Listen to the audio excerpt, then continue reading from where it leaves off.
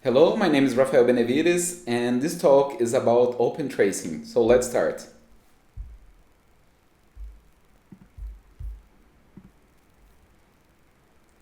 If you want to have access to the slides right now, you can go to this address here, bit.ly/cncf Opentracing. My name is Rafael Benevides. I work at Oracle as a cloud-native development advocate, and as part of my job, I help developers worldwide to adopt cloud-native technologies, like for example, distributed tracing, and that's what we will see today. By the way, before starting talking about open tracing, let me tell you a story. A long time ago, not in a galaxy far away, but in this galaxy, in this planet, we saw a regular day in IT. Developers were throwing their package over the wall to operations people, so they can place that software on production. And everything goes fine while the server is up and nobody is complaining. But if something goes wrong, if the website is down, your application is down, it will look like this, like the end of the world. Everybody starts screaming what's happening, the telephones start ringing, and a total chaos. Well, of course, if we ask for the operations people what's happening, they will say, okay, we are aware that the application is not running because they have monitoring. But what they see is just a red light in their monitoring system. But that, of course, does not solve the problem. We still need the developer to fix the bug. So the developer would be called, and probably in like this regular day of the developer, he will calmly ask, what does the log show?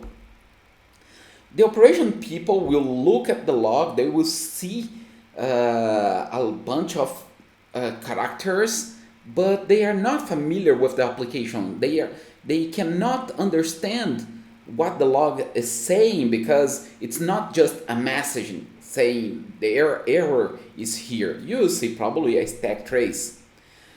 In that case, the developer that didn't have access to the servers on that time will probably scream and say, okay, if you can't understand the log, or say to me what the log is saying, please show me the logs. I can understand the logs. The developer would say that.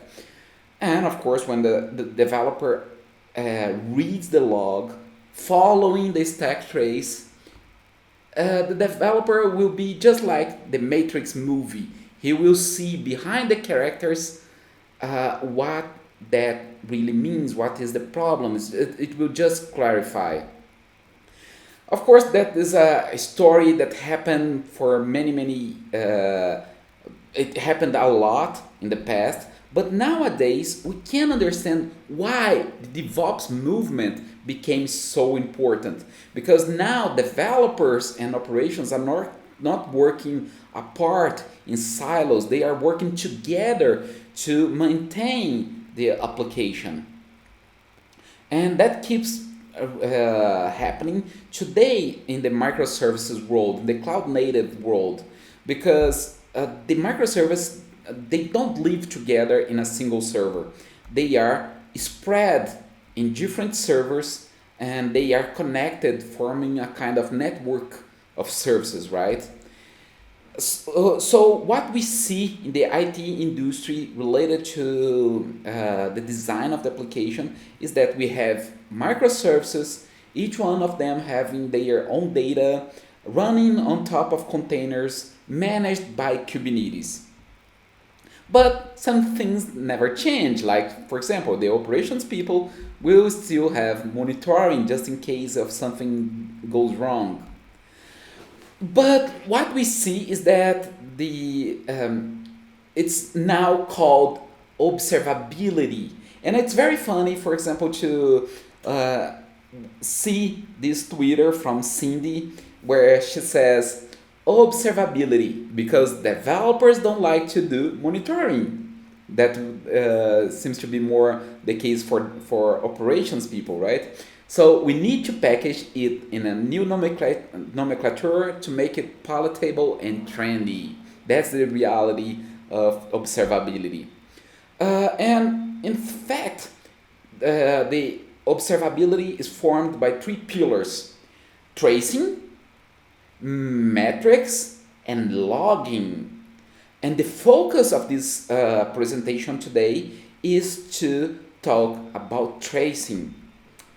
And why is tracing so important? Let's think, for example, if you see this diagram like an architecture of application, or where you have the client layer that will talk to three services: authentication, billing, and resource APIs through a load balancer. Can you spot the invocation order? Of course, we have the number here of the order, but can you spot if there was not these numbers here? Or if this single request take like 5 seconds, 10 seconds to reply, 1 minute to reply, who is causing that latency? Or if something goes wrong, there is an error, the client will receive just an error message. Can you figure out who caused the error? Of course, this diagram is not the most appropriated for that. So we need to have a kind of timeline view, because when you have a timeline view, we can see the invocation order, we can see the time spent by each operation. So in this case, we can see that authorization was called, then billing was called after authorization, so it's a serial invocation. Then inside the resource allocation and provision, there is the time spent for the containers to start up, storage allocation, startup scripts, and that makes easy for us to understand why the client transaction from start to end took that long. Okay, and remember that diagram where we saw the network of services?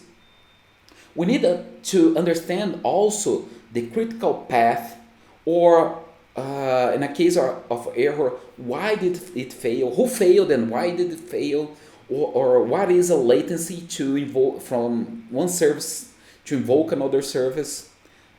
And that is the purpose of tracing. Tracing is meant to solve this problem that you see in the screen.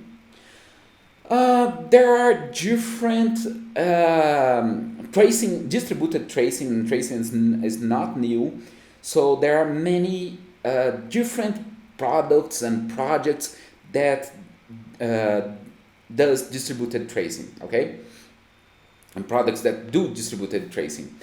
So in this case of Opentracing, Opentracing is an initiative to address this kind of problem, to have several APIs that, and of course, imagine that you have a service A using a kind of API for distributed tracing, and the service B uses another distributed tracing API. That's really insane. So a way to standardize, to have a standard Opentrace has been created and donated to CNCF, the Cloud-Native Computing Foundation.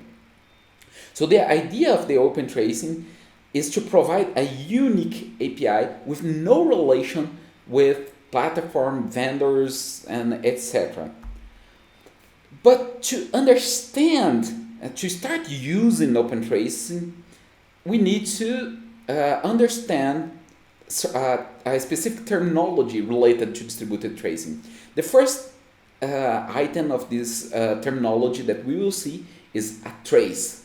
So what is a trace? You can think of a trace just like a click on a button. If you click on a button, it can call 100 of microservices, but that is a single trace that consists of all the spans for the request. Okay, so that's a trace. It's an entire request across all services it touches. Then, as I said, a trace consists of several spans. So what is a span? A span is basically the operation. So it consists by the operation name, the start and finish timestamp, so you can understand how long it took to realize that operation. It's composed of also of tags. It's composed of logs and also of references, a relationship with other spans. How so relationship? Well, if one operation starts other two operations in parallel, that's a child of relationship where those spans are children of the parent span. And you have also a follows from that is usually used for serial invocations, where you have a service A calling service B and calling a service C. We have also logs, and the logs is just like the name says. Although it's a key value pair, it's used to capture a specific logging message that you can use in a distributed tracing for information or for debugging. We have some examples here. The key message value, opening a connection to MySQL server on a specific address, or can't connect to MySQL server on a specific address. If we look on the operation and see something happening, the logs will help you to debug or to give you more information about that operation. We have also tags that are also key value pairs, but they are predefined. They are a kind of annotation that follow that follows a specific semantic convention that are described in this document that I'm opening here. So we have standard span tags, like they are defined here, and I have some examples here as well.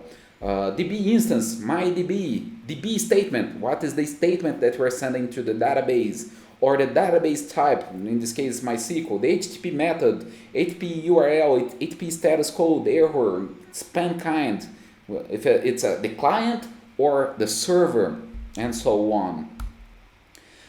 We have also the span baggage, and it acts just like a baggage where you can carry things but crossing the process boundaries. So you can place an information inside the baggage in an operation and capture and extract and get that information in another operation. So that's also possible to do in using span baggage. So in summary, this is an example of a span. So let's see this span here.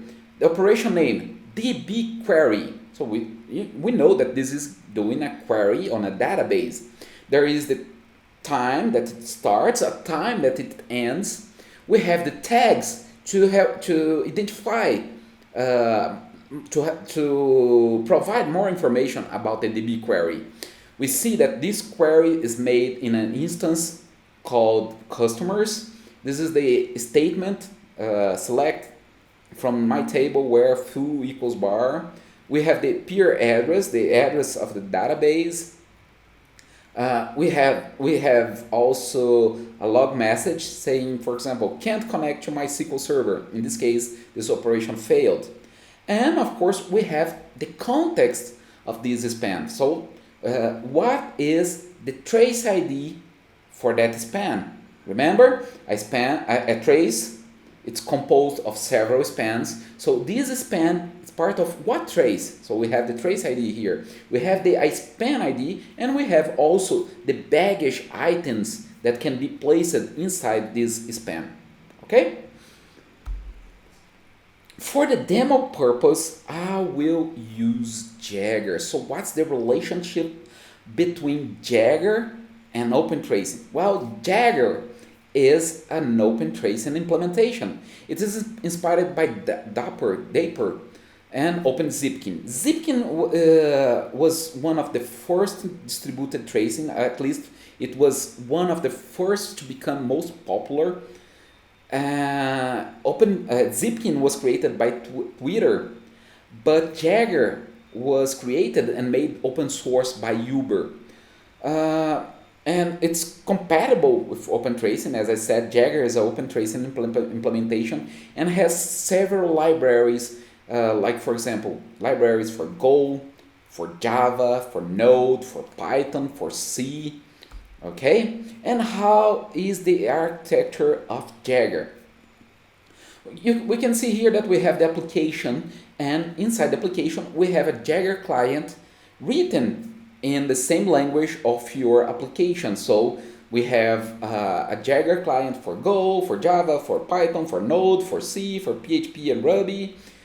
This API will send to the Jagger client the spans using the UDP protocol. Okay, the Jagger agent will then push those spans to the Jagger collector that will store those spans in a database maintained by Spark Jobs. And then the Jagger query will provide the UI so you can really see the spans. I will also show that the Jagger UI and explore that, okay? And I told you about Zipkin and told you also that Zipkin was one of the first and also became very popular. But there is this blog here that compares Jagger and Zipkin, and a really nice phrase that explains why Jagger is overcoming Zipkin is because despite Zipkin being around for a while longer and being more mature, Jagger has seen some good adoption thanks to several factors, such as a good language coverage of Opentrace compatible clients, low memory footprint, and a modern and scalable design, as we can see here in this design of Jagger. Okay? So my favorite part of the presentation, let's see it working. I have two URLs here. The first one is of Jagger query. So let me open it. And also we have the URL for the application. So let me invoke the application here. And we can see that there is a microservice A. I will not explain to you what this application is doing because I will let you understand it by looking at the distributed tracing, okay? So we have a microservice A that received this parameter here. Let me call using J4K, okay? So it received this parameter. Then it called microservice B. Microservice B saved the data to the database and incremented the counter. Then it called again microservice B in serial, and this time microservice B sent a message to Kafka. And finally microservice B called the microservice C that replied, "Hello J4K." Okay, now let's see that in the Jagger UI. So when we look at the Jagger UI, we can find all the traces here based on the name of the service.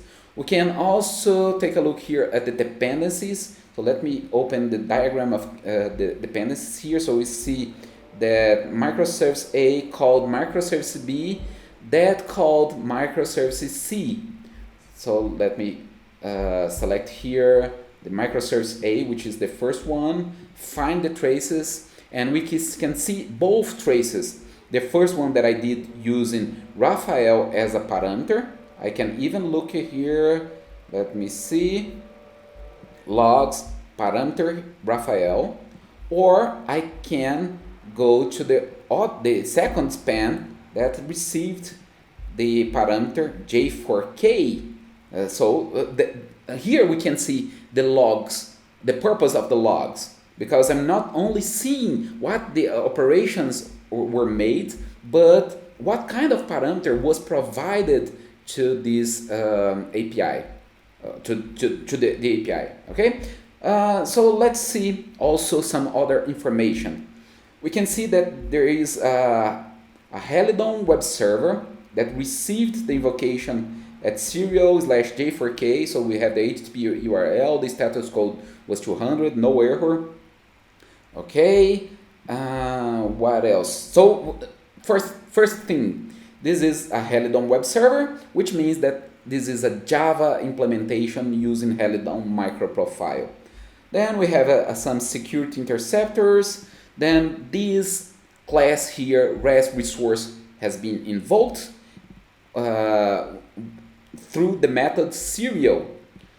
Again, it was a JAX-RS server who received this request in this URL, localhost 8080/serial/J4K. Then it called another class called myService with the method call microservice B serial. So we have here the parameter that this class received. Okay, and then we have a JAX-RS client that invoked, and it's still in the microservice A, okay, that invoked the microservice B on the same port 8080/DB/J4K. So the microservice B received this request. That's why we have here Java Web Servlet server receiving the request. Okay, and then we have some operations, some database operations being called. So it's very important to notice that even your JDBC calls can be traced. Even your connections to the database can be called. So in this case, I didn't told you, but we can see that MySQL on the port 3306 has been called to get the next value from the Hibernate sequence. So we know that it's using Hibernate. Then it updated the sequence on the same database, and finally it inserted in the table message the values that I specified. Then we have the microservice B called in the URL Kafka, okay, and Kafka can also be traced. So we see here that the name of the host is Kafka, and we produced a message to a topic called myTopic. And finally, a Java Spring REST template. So we know that the service B was implemented using Spring, has been used the client. So REST, the Java Spring REST template is a client for REST. It invoked on this microservice C on the port 3000/hello/J4K, and this microservice C server received the request. And we still have here the logs where I have the event hello for J4K. Okay, so we can understand what this application is doing. We can even compare the traces, right? So we can compare them. It's basically the same trace. Didn't change many things unless the parameter. Okay, and the question is, what would happen in a case of failure? So let's promote a failure. Let's stop the database. By the way, I started all those services here using Docker Compose. So I will stop Docker Compose. Okay, Docker Compose stop MySQL. So you can see that MySQL has been shut down.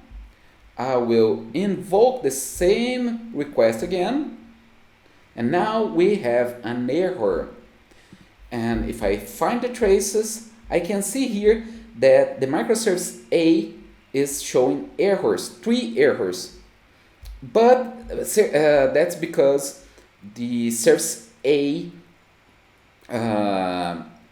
there is a timeout, so it cut the connection, but service B is still trying, it tried to connect until it gave up. We can see the exception here, and it gave up. So MySQL name or service not known, and then once that it gave up, it reported the span to Jagger. So that's why when I click find traces again, you will see microservice B also in the trace. So find traces, yeah, there it goes. We have microservice B because microservice B replied the spans, and we can see all the errors here. So I can, for example, what is the error caused on the microservice A? I can open and see that there was a JAX REST, JAVAX WSRS of REST processing exception. So there was a timeout. Okay, it received the parameter J4K, but it didn't complete. And here in the DB microservice B, we have the error that says could, let me see here, unable to acquire JDBC connection. Okay, so we can see that the problem was caused because there was a communication link failure and MySQL name or service not known. Okay, so that also helps us in a case of an exception. We just have here an HTTP error 500, and instead of looking at your 100 microservices to know who failed, we can easily come here and understand who failed and why it failed. Okay, so this is really nice. Let me start MySQL again. Let's wait for it to start, and then we can refresh. There it goes, it's everything working again. Okay, and find traces, now it's back to normal. And you also can see the duration of each request, sort, and also see the dependency graph. So it's really, really nice. But let's continue, because there are some things interesting. You might have liked it on what you have seen in this demo, and you decided to use Opentracing on your application. So how can you use Opentracing API? Well, first you will instantiate the tracer object. Based on different languages or frameworks, if you're using Spring or MicroProfile, there will be a different way to instantiate the tracer. But once that you have a tracer, you can create a span by calling the build span, giving the name of the operation, and start active. So it will make that span active. And once that you have a span, you can set a specific tag, you can place logs, or you can work with baggage items by calling set baggage item or get baggage item. And then at the end of the operation, you will call span.finish. When you call span.finish, the span will be informed to Jagger. Okay?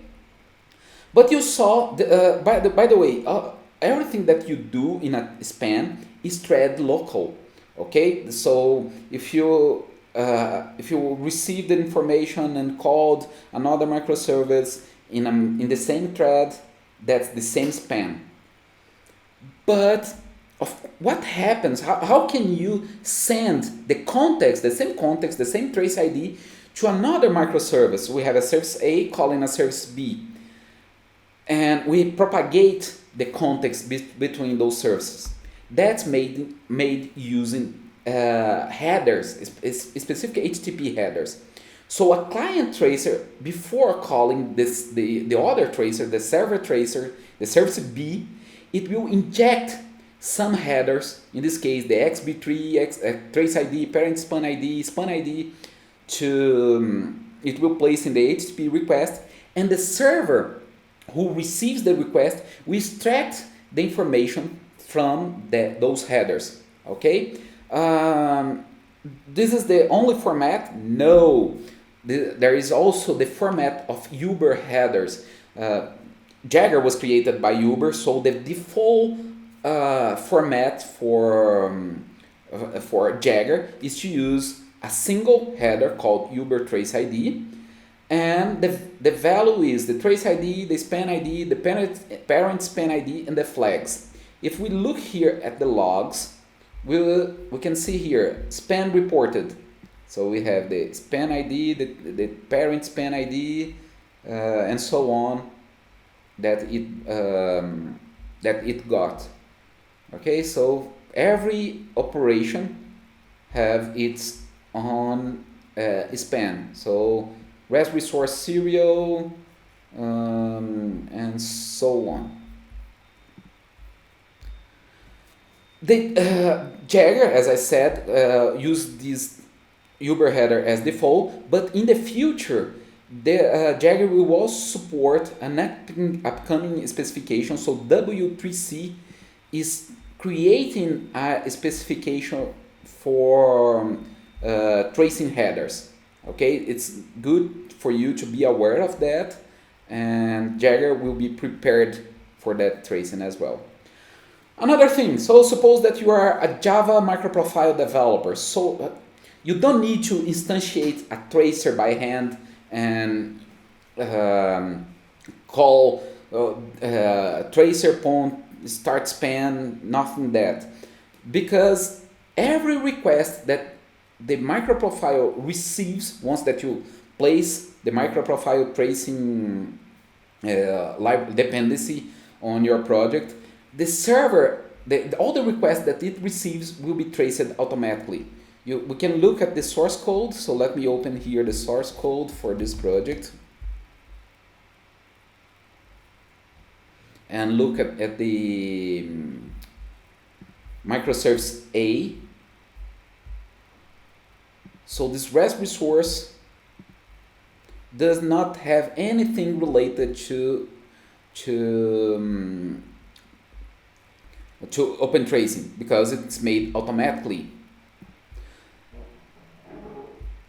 But it calls a method, and the method to be traced, we need to use the traced annotation that's part of the microprofile specification. So we see here that we call this method here, call microservice B serial. This method is annotated with the traced annotation, okay?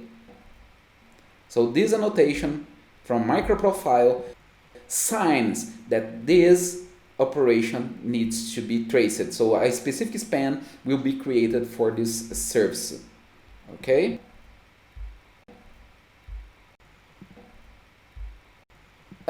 What about the context propagation? If you are using MicroProfile REST client or JAX-RS REST clients, the requests are propagated automatically. But there is a specific case. So if you decide to use asynchronous calls, of course, to be possible to make asynchronous requests, we have two different threads. Remember that I said that the span is thread local, so you need to activate that span in the asynchronous thread. I have an example here also. So let me see here. This invocation here that happens in parallel. I had to get the server span, okay, and once that I have the server span, I had to activate that server span inside that thread that will call the microservice B database or microservice B Kafka or the chained invocation. Okay, so we need to be aware of that. Okay, but suppose that you are not a microprofile developer, you are a Spring developer, a Spring Boot developer. We have some different situations here. Every class annotated with REST controller, the trace will happen automatically. But Opentracing, Spring does not have the traced annotation. there is a request here that asks Java Spring Cloud to create the traced annotation. It's still open and under work, but it's not. There's not. That's not part of Spring Boot until now. In this case, you have to use the tracer API yourself. Okay, so in this case, let's open here my microservice B. Okay, and since there is no traced notation, I have to use the tracer and call the build span, activate the span, and so on. And once that the operation finished, I call span.finish. Context propagation is the same thing. It's not the same thing, but I have to add an interceptor to the REST template. An interceptor called tracing REST template interceptor. Okay, so let's see here.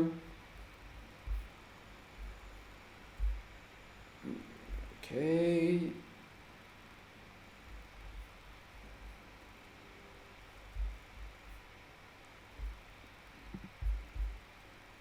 Yeah, it's here. So before calling the next microservice, I placed the tracing REST template interceptor as part of my REST template. Okay? And in the same way, asynchronous calls, we need to activate the server span inside the asynchronous thread. And you might ask, what about databases? I like that. I like to trace requests to the database. There is a project called Java JDBC that is really simple to use. You use the class for name IO Opentracing contrib JDBC tracing driver, and in the connection string you just add tracing to it. So let's see here my Spring Boot application. I use this specific driver, tracing driver. Of course, I still have the MySQL database driver as a dependency of my project, and here I place the tracing in the JDBC URL. Okay, it's easy like that.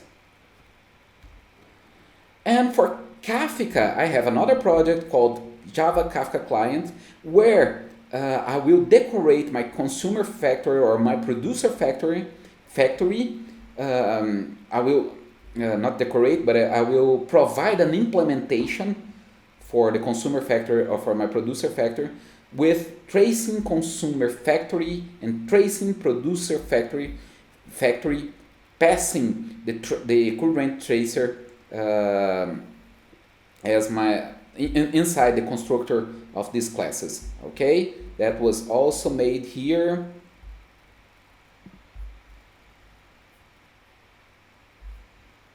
Where when I ask for a producer factory, I return a tracing producer factory. Okay? What else it's important to know if you decide to use Opentracing? If you are a Node.js developer, there is if you decide to use Express Opentracing, there is this middleware Express Opentracing that you just declare it and use it together with Express. So app.use middleware and inform the tracer that you want to use. What about configuration? You saw how to use, but we need to inform to Jagger where is the Jagger agent running. So there are some environment variables that you can pass, like to inform the agent host, the agent port. We have two different ports here. The default one is 6831, but for Node.js application, we need to use 6832. That's documented here. Okay, and let's take a look here in my Docker Compose. So we can see that I use these environment variables to configure my distributed tracing. The name of my service, I will trace every request, so it's a constant sampler. I will log the spans. I can enable or disable that log. The Jagger host is running with this name. Okay, so different APIs have different environment variables. And why is that important? It's important because suppose that you decide to deploy this application on Kubernetes.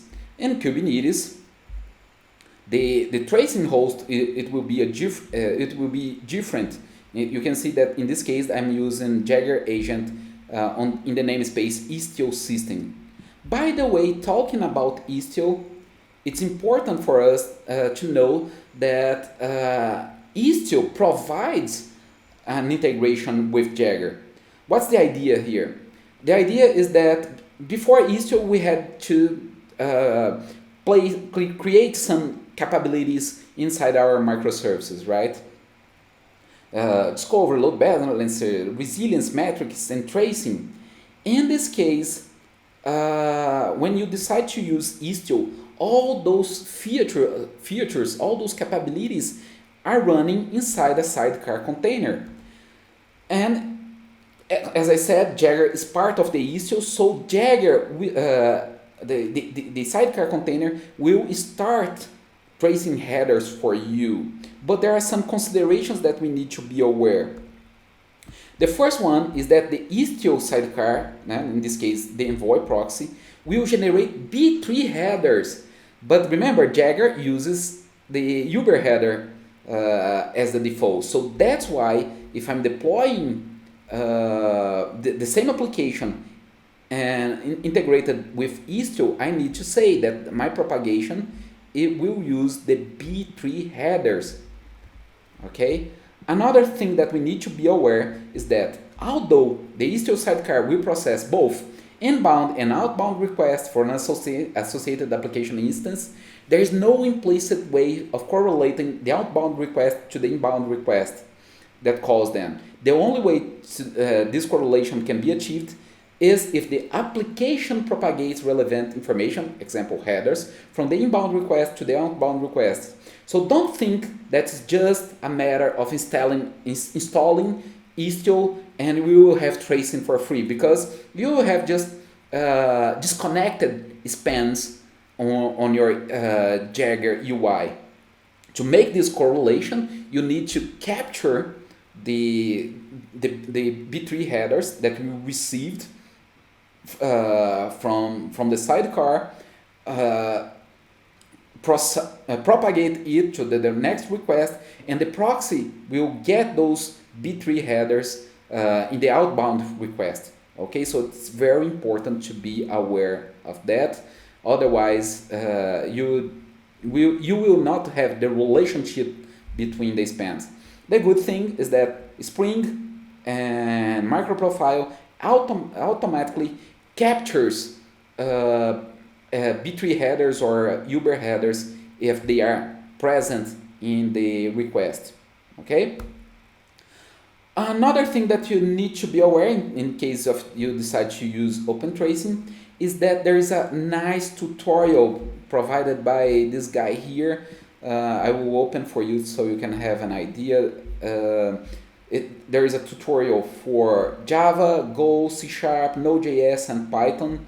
For Java, we can see here a hello world, how to instantiate a tracer, create a simple trace, context and tracing functions, tracing RPC request, baggage, so it's very well documented. It's a nice resource to learn more about Opentracing.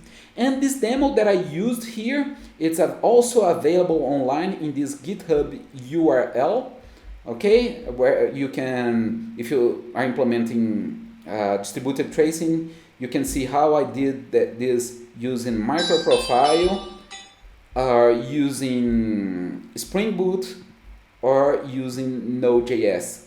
And also look the Kubernetes file or Docker Compose files. Okay? Of course, you can run all of them on top of Oracle Linux that has the cloud-native environment. And this is the end for this presentation. I hope that you enjoyed, and we can be in touch By following me, I suggest you that you go to Twitter, look for my Twitter handle at Rafa Benny, and click on follow. And follow me on Twitter, so we can be in touch, and you can be aware of more distributed tracing. So thank you so much, and I hope to see you in other opportunities. Bye bye.